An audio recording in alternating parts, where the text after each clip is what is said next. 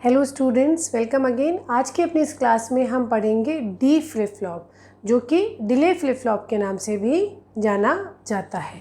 ठीक है, हमने अपने प्रीवियस वीडियोस में आरएस फ्लिप फ्लॉप को बहुत डिटेल में पढ़ा और आरएस फ्लिप फ्लॉप के हमने दो कॉन्फ़िगरेशन पढ़े। एक था RS flip flop with NOR gate और दूसरा था आपका RS flip flop with NAND gate.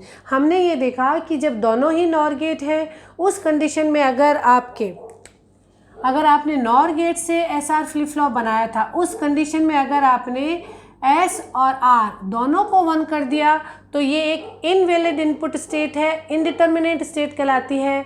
और दोनों ही आपके गेट्स में इनपुट हाई होने पे क्यू और क्यू बार दोनों 0 फोर्स होते हैं, जो कि एक आपके बाइनरी रूल्स का वायलेशन है।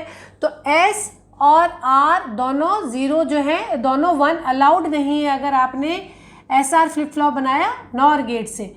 S R flip flop with NOR gate की कंडीशन थी S R should be 0, they both can not be 1।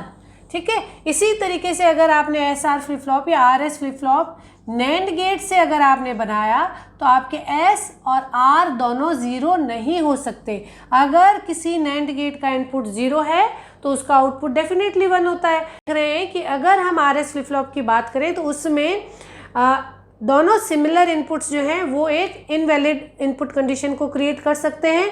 तो इस कंडीशन को अवॉइड करने के लिए हमने आर एस फ्लिप फ्लॉप को मॉडिफाई किया और आर एस फ्लिप फ्लॉप में दोनों इनपुट्स के बीच में अब हमारे पास केवल ब्लॉक डायग्राम है। ये आर एस फ्लिप फ्लॉप है हमारा, एस और आर। ठीक है, इसका आप क्यू है और ये क्यू बार है। ओके, हमें नहीं पता ये नॉर गेट से बना है या नैंड गेट से बना है।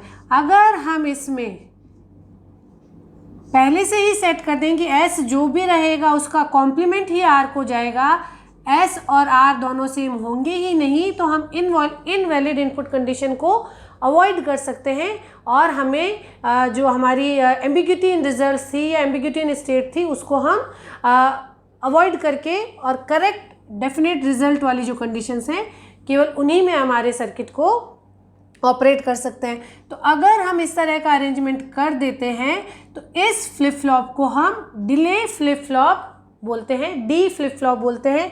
इसमें एक ही इनपुट लाइन है जिसे हम डी बोलते हैं, ये बेसिकली डिले के लिए है। और यहाँ पे इसको डिले फ्लिप फ्लॉप हम इसलिए बोलते हैं कि आप इनपुट पे जो भी देंगे, इस पर्टिकुलर कॉन्फ़िगरेशन की अगर हम बात कर रहे हैं, इनपुट पे आप जो भी स्टेट आप प्रोवाइड करेंगे, इनपुट पे 0 देंगे तो वो 0 नेक्स्ट स्टेट को 0 फोर्स करेगा।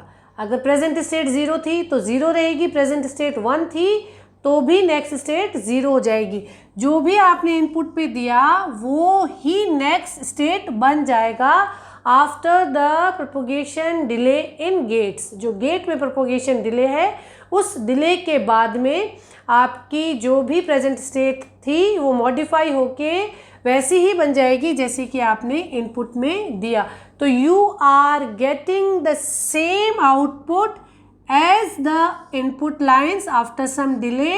That's why you are defining this flip flop as a delay flip flop. जो भी इनपुट बस पे कुछ डेटा आप फीड कर दीजिए, फिर उसके बाद में अगर आपका क्लॉक फ्लिप फ्लॉप है तो क्लॉक आते ही नेक्स्ट क्लॉक के बाद, या आप यहाँ देखिए ये जो डी है वो सेट से कनेक्टेड है। अगर आप सेट को हाई करते हैं तो क्यू हाई हो जाएगा, अगर आप सेट को 0 करते हैं तो आपका क्यू 0 हो जाएगा। तो सिमिलरली आप जो भी इनपुट पे दे रहे हैं वो आपको आउटपुट पे मिल जाएगा और सेट जो भी है उसका कॉम्प्लीमेंट रीसेट को मिल रहा है, तो वो जो आपकी इनवैलिड इनपुट कंडीशंस थी वो भी अवॉइड हो जाएगी।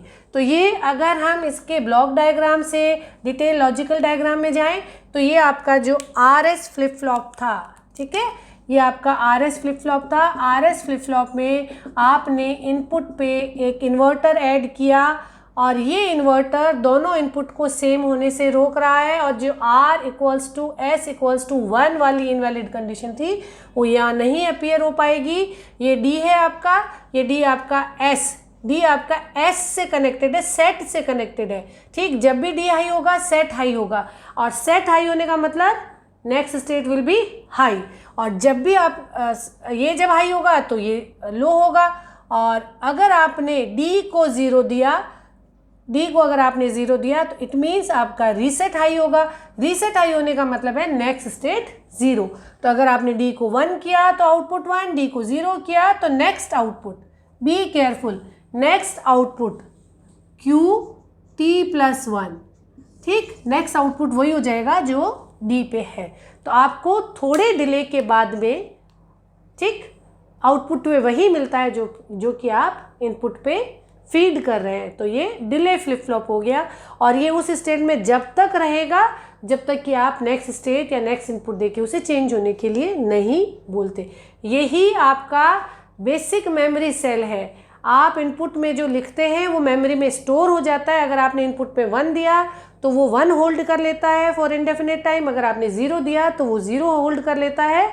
और इसी डी फ्लिप फ्लॉप के कॉम्बिनेशन से आप रजिस्टर बनाते हैं, फिर रजिस्टर से आप मेमोरी चिप बनाते हैं और अपना मेमोरी सेगमेंट जो है उसका फैब्रिकेशन करते हैं, ठीक।